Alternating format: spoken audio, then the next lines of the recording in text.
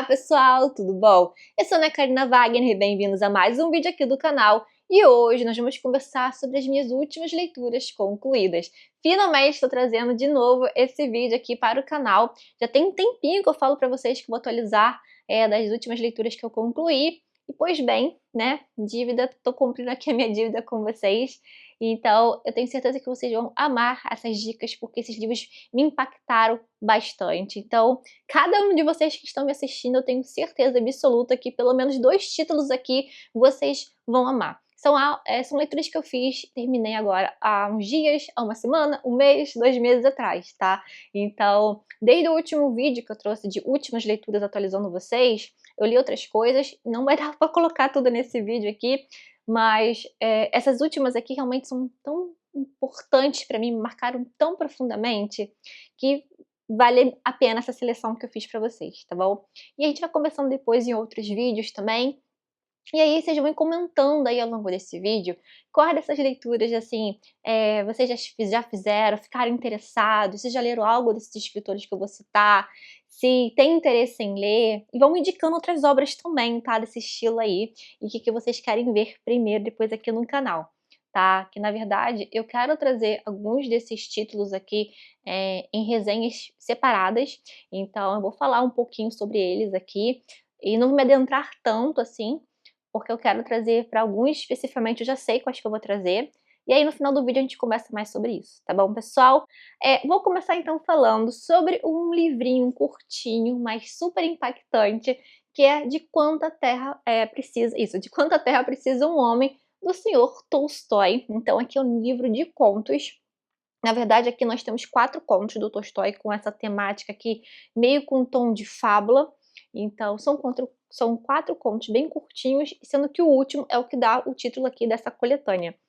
E esse livro aqui, esse conto, na verdade, ele é tão assim, simples, direto, né? Tem esse tom, como eu falei pra vocês, de parábola mesmo, de fábula e tal. E ele é muito tocante, você termina ele e você fica pensando nessa história, acho que ela vai te marcar para sempre, essa pergunta, né. Então eu ia falar a questão da ganância do ser humano, até que ponto chega a ganância e como que isso cega assim, até que ponto isso vai cegar a pessoa, até que ponto isso cega o ser humano, até que limite, né, isso é levado. Então um homem aqui, ele recebe, a questão de uma proposta ali, de que ele vai adquirir terra ali, o quanto ele conseguir andar ali, equivalente. Na verdade, o quanto ele conseguir percorrer de terra ali, ele vai receber o equivalente de terra ali proposto para ele, né. Então ele vai percorrer durante um dia, sendo que a condição é que ele vai ter que voltar ao ponto de partida antes do pôr do sol. Quanto mais ele anda, mais ele acredita que ele consegue andar mais para conseguir mais terra ainda. Então ele já tem bastante terra, só que ele acha que consegue andar cada vez mais porque ele quer ter mais. Então tem essa questão do que a gente realmente precisa nessa vida, não só da terra, claro que a gente está falando aqui, mas de questões de materiais diversas, e não só material também, né, de tudo o que a gente deseja de muito, muito, muito mais. Então a gente parar pra pensar se a gente já não tem o suficiente, se a gente já não tem aquilo que a gente talvez esteja almejando possuir, ter, a gente não parou para perceber que a gente já tem isso que a gente tanto deseja. E querer mais, para que esse mais aí? O que ele vai fazer isso com a gente? E até que ponto essa narrativa vai levando a resposta do que dá o nome, né, essa pergunta que dá o nome ao título, né, de quanta terra precisa um homem? Então a gente vai ter essa resposta aí mediante essa ganância humana. Então nós temos aqui uma literatura russa, né, um conto aí do Tolstói, que é bem agradável aí para quem quer ter esse primeiro contato com Tolstói, com literatura russa. Então super indico para vocês, gostei muito dessa coletânea. Todos esses contos aqui, ele tem esse questão desse sentimento, mas esse último conto realmente ele é bem marcante e tenho certeza que você não vai esquecer depois que você ler esse conto, tá.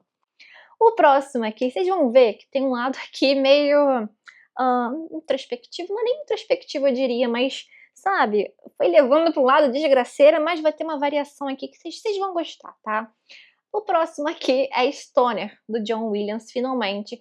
Esse livro aqui eu citei para vocês, aliás, eu pedi ajuda a vocês, mediante uma enquete que teve aqui na aba de comunidade do canal, em que eu coloquei 4 títulos e vocês votaram, e esse aqui foi mais votado, e esse aqui sim vai ter resenha. Esse aqui com certeza vai ter uma resenha só dele, vai ter um vídeo aqui, em breve sai, tá? Vou me organizar para trazer as resenhas individuais. Espero que vocês tenham interesse em assistir, depois comentem aqui, tá? Qual o estilo que vocês gostam, mas eu quero deixar documentado essas leituras que eu vou fazendo, tá? Deixar bem registradinho isso, mas essa aqui sim foi uma promessa que eu fiz para vocês.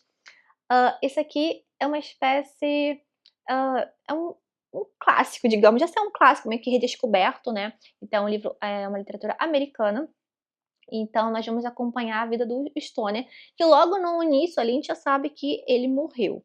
Então nós temos, o Stoner, ele é filho ali de agricultores, ele trabalha na fazenda ali, e acaba que o pai meio que recebe uma visita e tal, acredita que o filho deve estudar, ir para a universidade e se formar em fazer agricultura, né, então justamente acredita que o estudo vai fazer com que o filho ajude mais na fazenda, né, então o Stoner ele acaba indo para a faculdade, só que nessa faculdade ele acaba de alguma forma se encontrando ali na literatura.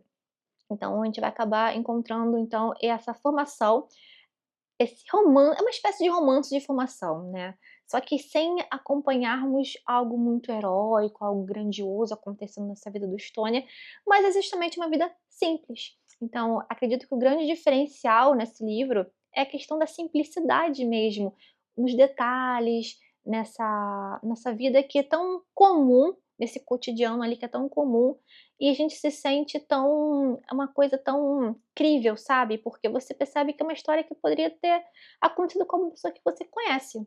Então acho que isso deixa a gente tão interessado em ler cada vez mais, né. Então é uma leitura simples, não espere grandes acontecimentos, só que você se sente muito hipnotizado ali com o que está acontecendo, justamente eu acho que por essa simplicidade e talvez por essa meio que identificação com esse personagem em alguns momentos ali da narrativa.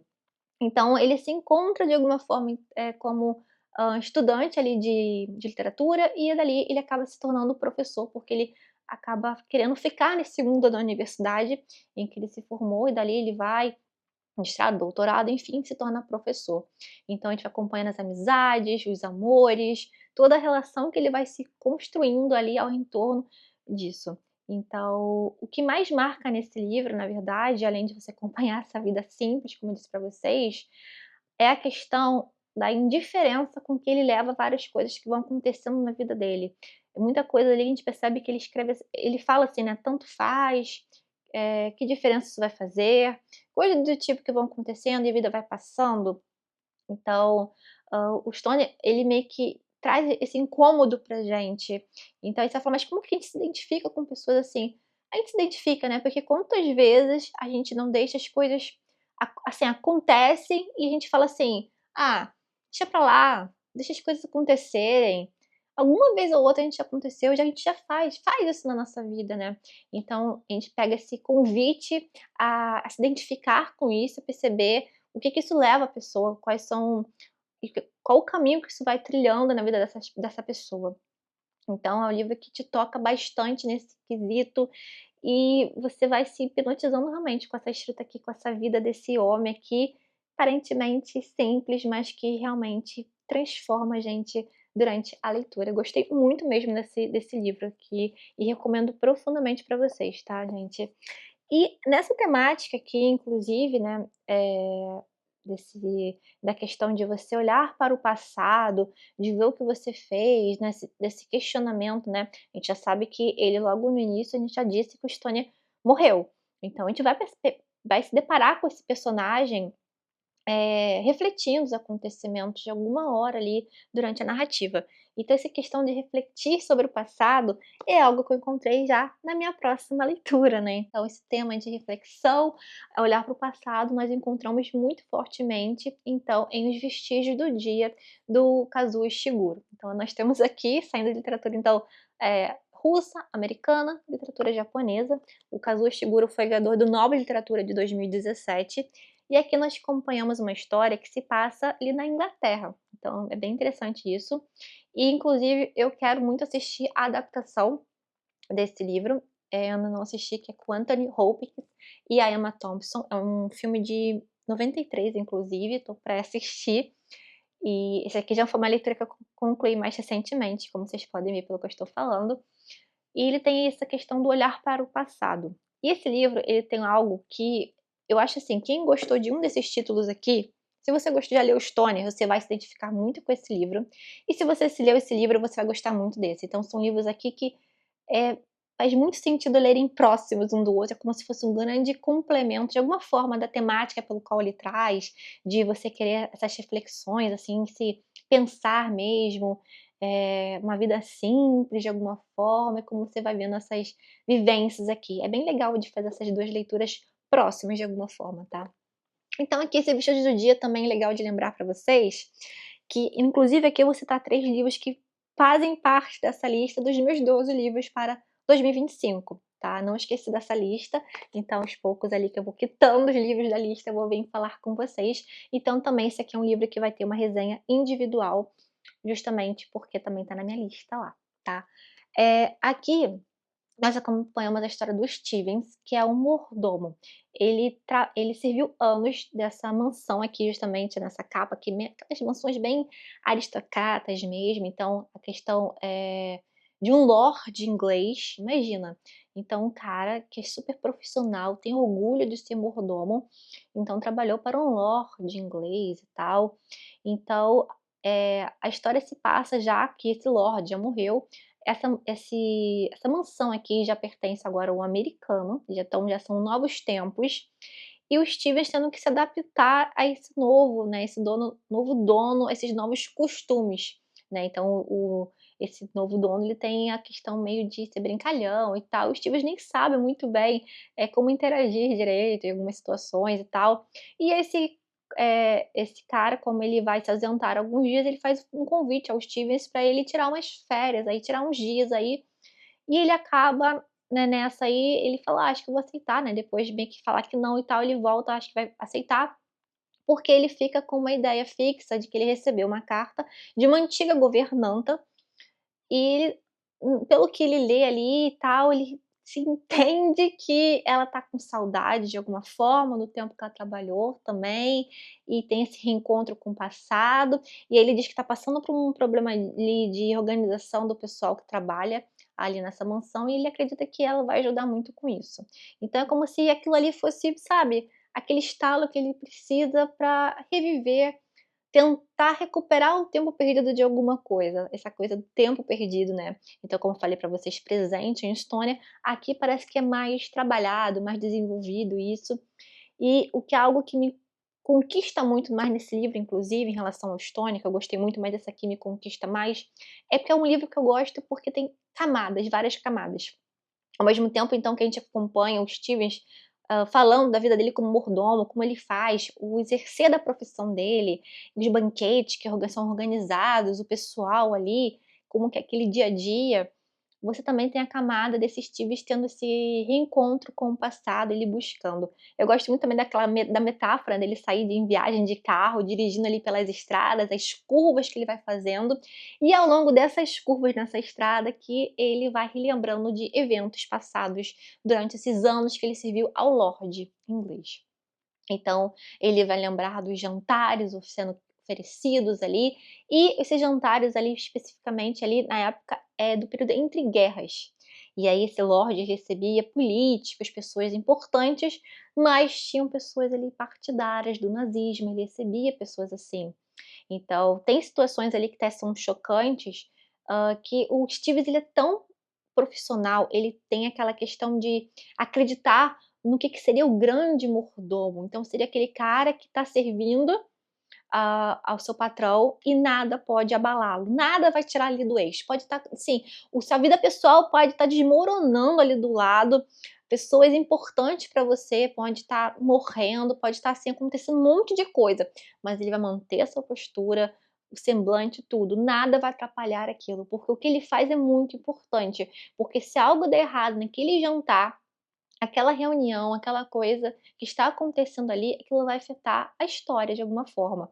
Então, ao servir, esse lado profissional dele, ele acha se ver como tão importante que ele se sente porque o patrão faz de alguma forma, essas relações políticas ali, faz parte da história, então ele se sente pertencente à história por servir um patrão também que está fazendo algo pela história do mundo. Então ele acaba tendo essa visão muito cega do que está acontecendo, muito calada, esse silêncio, porque ele não quer se manifestar, ele não quer para o patrão, assim, como o patrão fosse tudo assim, que sabe tudo, o que pode pensar, o que pode achar tudo. Ele não, ele é apenas um mordomo. E o lado profissional dele é muito falado isso, é o tanto que ele acredita no exercer da profissão dele e como que ele enxerga aquilo como um propósito de vida mesmo, deixando a vida pessoal totalmente de lado e até no que ele acredita. Então é como se ele não tivesse voz. Então, justamente falando da questão das camadas que tem esse livro, justamente também tem esse aspecto do entre guerras, do nazismo e também a questão do antissemitismo. Então até ele fala: "Não, mas tinham pessoas judias ali no corpo ali do pessoal que trabalhava ali na mansão". E aí ele vai lembrar da situação em que o patrão manda demitir 2 funcionárias que são judias, justamente para não deixar um constrangimento ali por causa, do pessoal que ele recebia ali, né. Então tem alemão ali no grupo, então ele não quer que tenha pessoa judia ali trabalhando, então ele tem que demitir essas pessoas. Então, mesmo ele aí tem aqueles insights, mesmo que ele não concordando, e que isso tenha causado dor à pessoa com quem que é a governanta com quem ele vai se encontrar, ele acaba que ele não manifesta que aquilo ali está incomodando a ele. Quando ele visita essa lembrança, ele vê a gente percebe que isso incomodou ele.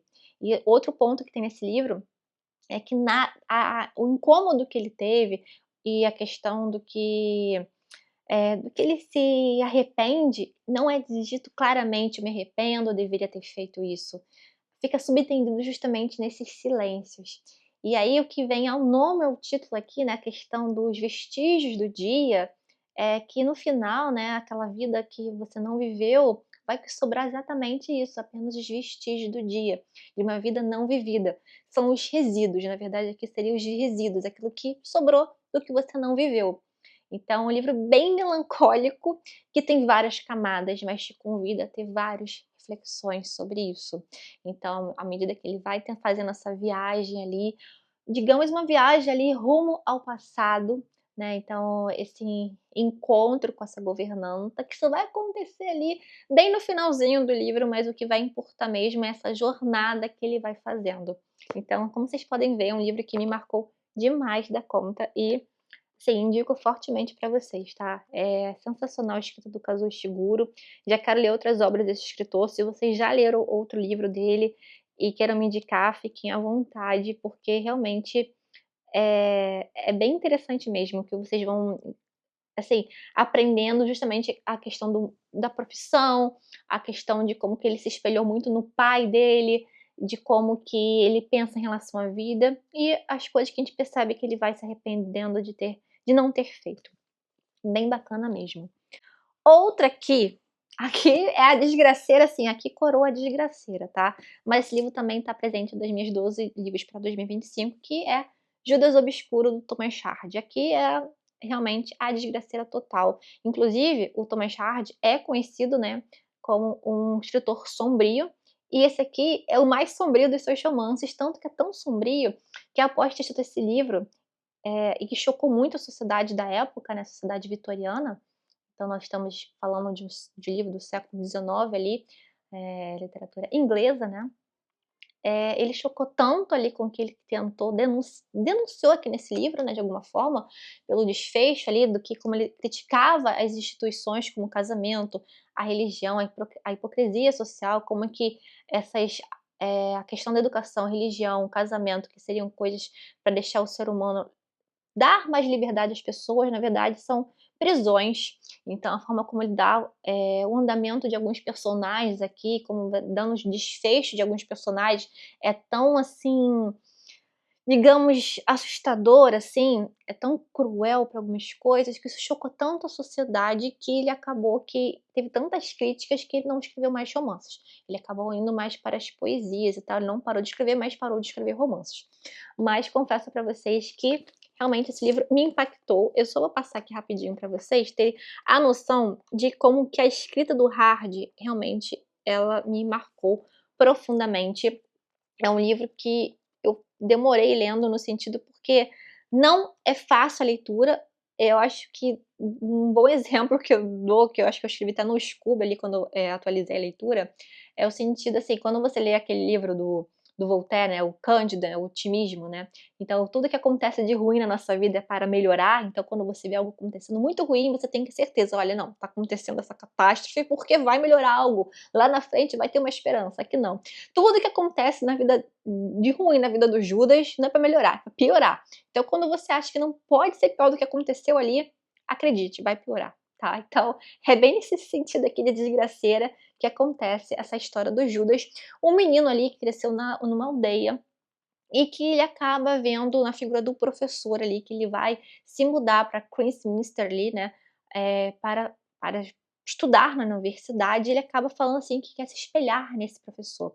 Então ele passa ali a infância correndo atrás de estudar, e ele quer ir também seguir os passos desse professor. Então, logo ali no início de quando ele tá batalhando, né, então um menino simples que começa ele mesmo batalhar para conseguir livros, para conseguir ler, para conseguir um dia ir para esse lugar para poder estudar, ele já vai sofrendo os baques ali da vida, já vai, sabe, já vai sofrendo ali decepções. Mas ele tá lá, ele tá persistindo porque ele quer estudar. Ele vê no estudo algo grandioso. Então, isso é bem interessante de acompanhar aqui nessa história. E de como que, mesmo que as coisas ruins vão acontecendo, mesmo que vão tendo dificuldade para esse sonho, ele não desiste do que ele acredita. Então, várias coisas vão acontecendo na vida de Judas, várias coisas vão tirando ele do caminho, mas ele volta, ele tenta, de todas as maneiras possíveis, ele permanecer nessa meta. E usando o espaço, ele não esquece das coisas que ele almeja mesmo não, tá? Então, ele tem essa questão de ter cenas aqui muito marcantes. Então, assim, não é um livro para todo mundo. Então, pensa bem do tipo de leitura que você gosta de fazer. Mas a escrita do Hard realmente é impressionante. É outro escritor que eu quero ler mais obras, tá? Tem uma obra específica dele que eu quero ler, que é o Tese d'Urbervilles. Se eu não me engano, é isso que tem. Mas tem outras dele também que eu tenho interesse, enfim. Mas impressiona bastante essa questão, da sociedade vitoriana e dessas denúncias que ele faz, da maneira como ele relata mesmo, a questão de que mesmo uma pessoa querendo muito progredir na vida, se ela nascer numa situação, humilde, é como se a sociedade deixasse essas pessoas à margem, né, marginalizadas. Então, até quando ele visita pela primeira vez a universidade, fala que tem os muros altos e tal, é como se, na verdade, ele não pudesse nunca estar ali dentro daquele muro, né, então ele tiver que sempre permear aquele muro. Então tem muito dessa questão. É como se realmente, os estudos, essas questões aí, elas só pudessem ser destinadas às pessoas realmente da sociedade com dinheiro. Então, por mais que ele batalhasse, por mais que ele estudasse, nunca estava páreo para isso. Então, é um livro bem melancólico, bem para você também refletir sobre isso, mas ele também te inspira nesse quesito de não desistir do que você acredita, e ele também traz essas doses aqui de incentivo de alguma forma, mas é uma leitura realmente que é bem marcante mesmo, tanto pelo enredo, pela escrita. Você não vai esquecer de algumas cenas aqui, então é pesado nesse sentido, então tenham isso em mente ao ler esta obra aqui do Thomas Sharp, tá bom? Agora, a próxima, também na lista, acho que das listas dos meus 12 livros para 2025, são essas 3 obras, tá? E é essa aqui acho que foi a que eu terminei mais recentemente, que é o Rei Lear, do Shakespeare. Eu amo peças teatrais, faz tempo, bastante tempo que eu não leio Shakespeare, né, então eu já li Hamlet, Otelo, Sonho de uma Noite de Verão, mas como vocês podem ver, eu gosto muito de ler desgraceira, então eu sou fã das tragédias, né, de Shakespeare. Então acho que muita gente também, né, as tragédias de Shakespeare são bem conhecidas e tal, todo mundo, assim, tem alguma, lembra de alguma frase, algum momento aqui. Nós temos aqui a história de um baita novelão trágico aqui, né, na verdade. Então, a gente acompanha a história do que tem assim, antes de falar do que acompanha, tem muita essa questão, da loucura, do poder, da injustiça, de intrigas familiares, né, pela disputa de poder, para se ter mais. E também é interessante que nós temos uma trama secundária acontecendo, que é um espelho da trama principal, que é bem bacana de acontecer isso, né. Então a gente tem algo que está acontecendo ali no núcleo principal, mas no núcleo secundário é como se fosse um espelho do que está acontecendo isso, e acaba que os personagens ali meio que se conectam de alguma forma, e é bem interessante o destrinchar disso. Só falando um adendo aqui para vocês, essa minha edição aqui é da Editora 34, com a tradução do Rodrigo Lacerda, tá? Deixa eu ver se confirmar se o tradutor é esse mesmo. Mas por que eu tô falando isso? Porque essa edição aqui, né, a peça não é isso tudo, é uma edição bilíngue, e também a diagramação é bem confortável, como vocês podem ver, e no final tem muitas notas, assim, como se diz, notas não, tem um material de pós-fácil bem bacana, tá, bem recheado aqui, com umas 50 páginas mais ou menos. Então, não é isso tudo a peça, tá, tem as edições da Penguin e tudo, são bem fininhas. Então é um livro que dá para você ler, de forma bem tranquila, tá. Então assim, tem o Rei Lear, ele tá com a questão de ele tá cansado, digamos assim, ele tá cansado, e ele quer deixar assim, não quer mais governar, ele quer deixar para as filhas governar, já governou muito, e aí ele cria a lei lá maluca dele lá, que ele vai fazer a divisão dos reinos, mas o que aparentemente já estava dividido, porque quando você começa a ler ali, fala assim, já está dividido igualmente para as 3 filhas dele. E ele faz um concurso ali de bajulação, na verdade. Então, a filha que falar, assim, que ama mais ele, vai receber a parte maior. Mas tá tudo dividido igualmente e tal, mas, enfim, as 2 filhas mais velhas acabam cedendo esse jogo de bajulação e tal, falam que ama o pai mais do que tudo e tal. Só que lembrando que elas já são casadas. E a filha mais nova, que aqui o rei ama mais, né, sente um vínculo maior com ela, e que ainda não é casada, ela diz que ela já percebe que as irmãs, né, o jeito que as irmãs são, né, interesseiras, né, estão, fingindo ali, e ela acaba sendo verdadeira, fala que ela se não tem nada a dizer, e tem a famosa frase: "Do nada vem o nada, virá o nada", né. Então, já que ela não disse nada, ela não verá nada daquela herança dele. Então, ele acaba expulsando ela do reino, e aí outra pessoa ali do reino ali que, trabalha ali com o rei, acaba tentando defender ela, e aí acaba sendo expulso, e aí começa que o rei começa com essa loucura dele e tal, que não é só loucura mesmo de sanidade, mental mesmo não, mas a questão do foco aqui da maneira como é que é falado, isso mistura com a força da natureza, e os momentos de raiva, de fúria desse rei, tem a ver também com questões da natureza, tanto que tem associação de tempestades acontecendo. Então, toda vez que tem alguma mudança, alguma força da natureza é invocada. Então, a questão da tempestade são cenas bem marcantes aqui. Então, toda vez que tinha alguma cena de tempestade ou muitos elementos da natureza sendo relatados, eu marcava aqui na leitura. E uma figura que me chamou bastante atenção é o bobo da corte, que está sempre acompanhando o rei, e aí ele tá sempre assim, como eu disse pra vocês, quando um cara ali, amigo do rei e tal, super fiel inclusive, que tentou defender a filha mais nova, ele se manifesta dizendo que o rei está cego, que não está vendo, tem muito essa questão da cegueira. Inclusive tem a cegueira, física, e essa cegueira também, que se diz, né, essa cegueira como metáfora, na verdade. Então, esse cara tenta alertar e acaba sendo expulso, mas o bobo da corte não, ele pode dizer tudo, e ele tá sempre querendo andar juntamente do bobo da corte, ele faz cada, sabe, piada, cada ironia, é incrível. E aí tem uma parte aqui, gente, é sensacional. Olha aqui, ele fala assim para o rei, olha, ele pode dizer tudo o que quer, tá. "Olha, tu darias um ótimo bobo". Aí outra aqui, ó, "Se fosses meu bobo, eu te daria uma surra por teres ficado velho antes do tempo". E aí tem outra aqui, ó, que resume bastante a história como se diz, do livro. "Não deverias ter ficado velho antes de ficares sábio".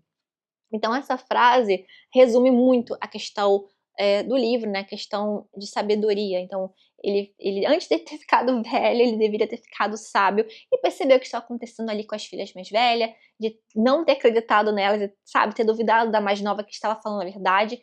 E com isso, a questão, o plano ali, o núcleo secundário ali também é um cara que trabalha ali no reino, ele tem um filho bastardo e outro legítimo, E o bastardo, ele quer dar um golpe, ele quer ter as coisas do legítimo, e aí tem aquela questão do bastardo, do legítimo, e ele vai pegando uma peça, e tem questão de cartas sendo enviadas, é bem legal de acompanhar isso, das cartas, e todas as tramas para o pai acreditar que o filho é legítimo, está querendo dar um golpe, e o pai fica do lado do bastardo, ao mesmo tempo está acontecendo o quê? Com o rei, ele está do lado das outras duas filhas mais velhas e descartando a filha mais nova, que é de fato que fala a verdade. Só que aos poucos outras coisas vão acontecendo e revira essa trama de novo, e aí vai tudo se levando para os finais trágicos, lembrando aqui que nós temos sim uma tragédia, né. Então vai tudo levar aí para finais trágicos aí, realmente a forma como os personagens são desenvolvidos é bem bacana aqui, e gostei muito de ter feito essa leitura também. Outra aqui, que eu fiquei bem contente de finalmente ter feito isso, é Orgulho e Preconceito, da Jane Austen. Da Jane Austen eu já li Razão e Sensibilidade, e gostei bastante, já tem bastante tempo, já tem muito tempo que eu fiz essa leitura. E Orgulho e Preconceito é o seguinte, eu já assisti a adaptação há muitas vezes, há muito tempo, mas assim, ao longo desses anos, assim, assisti várias vezes, é como se fosse uma daqueles filmes bem conforto, que você assiste, reassiste, e maravilhosamente bem, você gosta daquela história, gosta daquele romance e tal, sabe, muito bom. E aí você olha, aí fala assim: "Ah, uma hora eu vou ler Jane Austen, uma hora", Jane Austen não, eu tenho interesse em ler outras obras dela também, tá, mas uma hora eu leio Orgulho e Preconceito, uma hora eu leio, já conheço muito essa história. Ah, é um romance ali da Elizabeth, Bennet com o Darcy, e aí é romance em que eles se odeiam, aquele meio estilo cão e gato, e adoro esse tipo de história, é bem legal também de a gente ver isso, e tal, mas o livro não é só isso, né. Então quando finalmente eu peguei o livro, eu falei: "Gente, como eu não li isso antes?". Não é só o romance, não é só essa história de um romance não construído, esse cão e gato, que é gostoso a gente ter esse contato, mas a escrita da Jane Austen, essa ironia que ela coloca em denunciar justamente aquela sociedade, a questão relacionada às mulheres, é sensacional. Então, assim, a maneira que ela, exagera, nos traços dos personagens, de como que a mãe dela é super exagerada, os modos de cada uma das irmãs, com exceção da irmã mais velha, da Jane, né, e como os modos dela, dos outros personagens, os diálogos muito bem, desenvolvidos, então em cada situação que se encontra, a língua afiadíssima dela, principalmente claro, pela Elizabeth, né, mas os diálogos dela com Darcy, e ela respondendo outras pessoas ali, e ela, sabe, falando assim: "Mas vai casar dessa forma? Eu não acredito que uma pessoa se case dessa forma, por isso e tal". E como que ela vai usando justamente a personagem da Elizabeth para mostrar o posicionamento dela em relação ao casamento na época e tal, e como tem da própria Jane Austen ali na personagem da Elizabeth, é sensacional. Então aquele livro que você que fala assim, como eu, já conhece essa história, gente, leia esse livro que é sensacional. Inclusive, quando eu fiz a leitura, essas marcações que eu fiz, eu até fiz vou mostrar pra vocês, não sei se vocês vão conseguir perceber, mas eu não costumo, depende do livro, né, alguns sim. Eu boto flags diferentes às vezes, nesse caso eu botei 2 cores, e uma foi justamente específica para falar, assim, de cenas que eu lembrava por causa do filme, né, de ter assistido várias vezes, e aí eu achava lindo de ver como estava aqui a adaptação não, como era o real na verdade, né, como são os diálogos, e como algumas coisas realmente, são praticamente iguais e tal, mas a questão da ironia, eu não lembrava tanto, assim, acho que não ficou tão marcante no filme, né, então acho que no filme essa questão, da relação mais amorosa e tal, é bem mais desenvolvida, claro. Outro ponto interessante é a questão do título, chamar Orgulho e Preconceito, esses 2 adjetivos que aparecem, que os 2 personagens, inclusive, eles possuem esses 2 adjetivos, né, então os 2 são orgulhosos, os 2 são preconceituosos. Então outra coisa bacana de ver é como que os 2 crescem, né, então no momento que cada um aceita isso que eles possuem, né, essas qualidades não, esses defeitos na verdade, né, tô querendo falar adjetivo, falei qualidade, não. Esses adjetivos que na verdade são defeitos, né, essas pessoas serem orgulhosas e preconceituosas, então um não gosta do outro, mas o outro também tem isso, então no momento que eles acabam se reconhecendo que tem, e eles começam a crescer nisso, então ao mesmo tempo que, aí nisso o amor deles vai se desenvolvendo mais. Então esse crescimento, mútuo, é bem bacana de acompanhar também. Então, de identificar que os dois têm esses defeitos, não é um que é mais orgulhoso, mais preconceituoso do que os dois. Os dois, em momentos ali, vão aparecer isso, e no momento que cada um percebe que tem e juntos eles vão saindo disso, é bem bacana também de acompanhar. E não é um livro só para mulheres, tá, gente? Homens aí que gostam de leitura, super recomendo para vocês. É uma leitura sensacional, tá? Gosto muito, muito mesmo. E fiquei feliz e mais empolgada agora de ir para outros livros da Jane Austen. Talvez eu queira para Emma agora. Agora vamos para o que? Literatura brasileira. Sim, eu li um pouquinho de tudo, gente. Eu tô muito orgulhosa. Sério, eu tô muito orgulhosa mesmo. Quincas Borba de Machado de Assis, maravilhoso Machado, com esse aqui, livro que não é tão dos mais conhecidos do Machado, e essa edição aqui é do Clube de Literatura Clássica, tá? E lembrando que quem tiver interesse tem cupom, tem mais detalhes aqui no box de estimação, assim como todos esses livros que eu tô citando pra vocês, tem os links aqui que eu deixei. E essa edição tá lindíssima, tá? Lembrando depois, quem assina o plano anual pode comprar na lojinha do clube quando eles têm disponível, né. Então o que acontece, nós acompanhamos aqui Quincas Borba, né, é esse senhorzinho, esse filósofo aqui, e também o seu cachorro, então os dois são Quincas Borba, tá. Aqui o Machado, como eu falei pra vocês, não é uma das obras mais, não é que não é das mais famosas, mas nós temos uma, digamos, são 3 livros ali muito específicos do Machado, do realista, né, então seria Dom Casmurro, Memórias Póstumas de Brás Cubas e o Quincas Borba. E o Quincas Borba, inclusive o personagem Quincas Borba, ele aparece como aquele amigo excêntrico do, Brás Cubas, tá, então ele aparece e várias vezes aqui nessa edição inclusive, mostra aqui nas notas de rodapé, que é repleto aqui de notas de rodapé, mostra, fala que a personagem apareceu no capítulo tal, e situações que são faladas ali, é bem legal. Então, quem não leu, inclusive Memórias Póstumas, consegue facilmente ler esse livro. Mas acontece o seguinte, Dom Casmurro fica muito naquela questão do trai ou não traio da Capitu, né. Por mais que o livro seja muito mais do que isso, fica muito isso naquela imagem do livro. E o Memórias Póstumas tem aquela história de o narrador ser um defunto. E o que fica aqui neste livro? Aqui nós temos o Machado, então acho que é por isso, tem muito da filosofia aqui. Então temos a famosa frase: "Ao vencedor as batatas". Então a questão do Machado, claro, tem a ironia dele em várias situações aqui, mas utilizar muito essa obra para denunciar as várias correntes filosóficas que estavam surgindo aos montes ali. Então ele acaba desenvolvendo aqui, nessa figura aqui do Quincas Borba, que ele era o defensor ali do humanitismo. Então, era uma questão, de uma mistura meio que de darwinismo social, com o positivismo, é uma luta pela sobrevivência, em que, por exemplo, numa sociedade ali, numa quantidade assim, a questão tem uma quantidade de batatas e tem 2 grupos.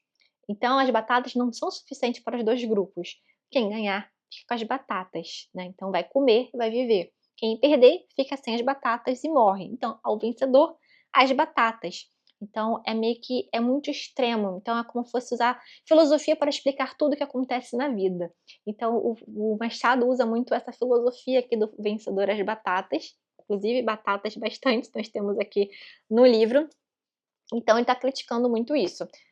O Quincas Borba ele tem um amigo, o Rubião, que ele tem aquele amigo interesseiro, que aos poucos a gente vai vendo o interesse que ele tem, e também ele, alguns momentos, é bem contraditório, porque ele chega a ser ingênuo também, algo que você fica: "Nossa, mas como ele tá tendo esse pensamento, mas ele é ingênuo, mas ele é ambicioso, hein, ele quer ter uma ascensão social também". Enfim, Quincas Borba vai morrer, né, ele morre, né, vai morrer, ele morre, e ele herda, Rubião herda a herança do Quincas Borba, mas tem uma cláusula, tá, uma das cláusulas é o cachorro do Quincas Borba, o próprio Quincas Borba, na verdade. Enfim, ele se muda para o Rio de Janeiro porque ele, né, tá herdeiro e tal, mas ele quer ter ascensão social. E com isso ele vai fazendo várias amizades, aquelas amizades que a gente conhece muito bem, amizades interesseiras, né. E só que ele acredita, aí vem a ingenuidade dele, porque ele quer ter essa ascensão social, então ele acredita que naquelas amizades e tal, só que as pessoas estão, claro, tirando vantagens dele.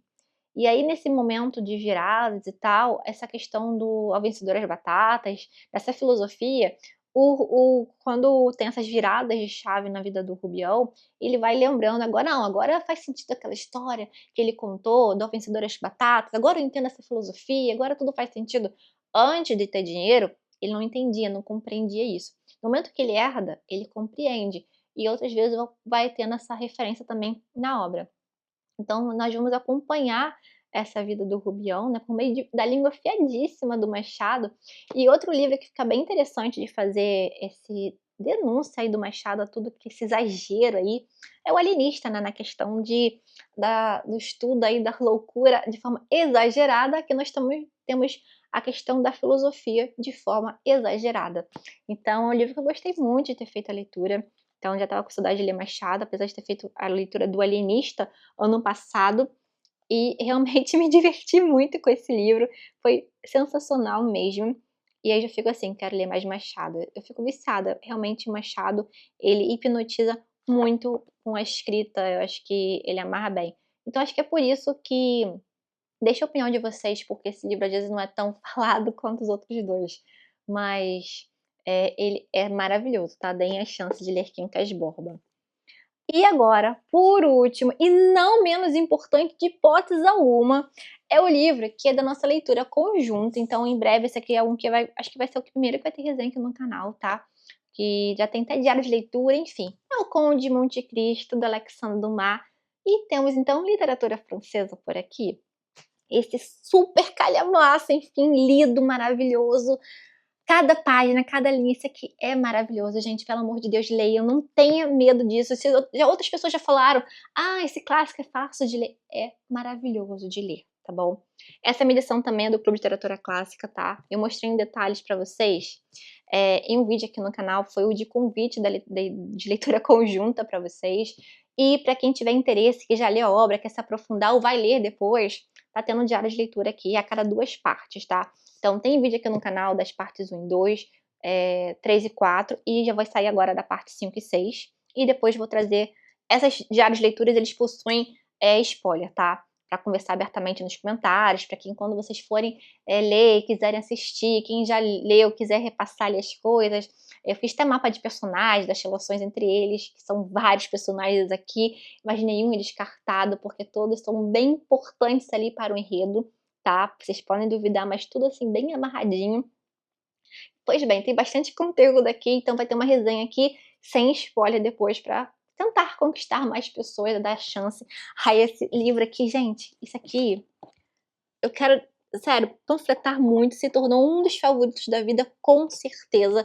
É uma história de aventura, traição, vingança, e muitos também daqueles livros que você já conhece, já ouviu falar dessa história, né? Do Edmond Dantès, um marinheiro ali que é traído por pessoas que ele acreditava que seriam amigas dele, e na verdade não, né? Cada uma tinha um objetivo ali de ou pegar a mulher que ele ama, ou questão de ascensão ali no questão do trabalho, financeira, enfim, cada um tem um objetivo ali, cada um quer conquistar algo, passa por cima de tudo, inclusive ali do Dante, ele vai ser preso e quando ele volta, ele quer se vingar. A escrita do Dumas, lembrando que esse aqui foi escrito de forma de romance de folhetim, ui, é hipnotizante, porque ele te prende. Primeiro tem essa questão de como foi feito de folhetim, tem esses ganchos na virada no término do capítulo, que você já quer continuar a história, só que às vezes o próximo capítulo não é a continuação ainda, porque foi inserido um novo núcleo ali de personagens, uma nova história, que você fala, nossa, por que ele escreveu sobre esses personagens? Mas faz sentido, porque isso tudo faz parte do plano do Conde ali para a vingança.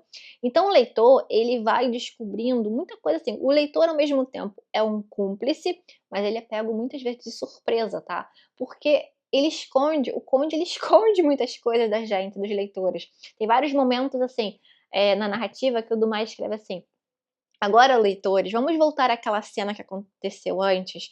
Agora, leitores, ele se dirige muito a gente para contar o que aconteceu, né? Já vai dando uma notícia, mas antes daquilo, peraí, que aconteceu uma coisa antes, vou contar para vocês.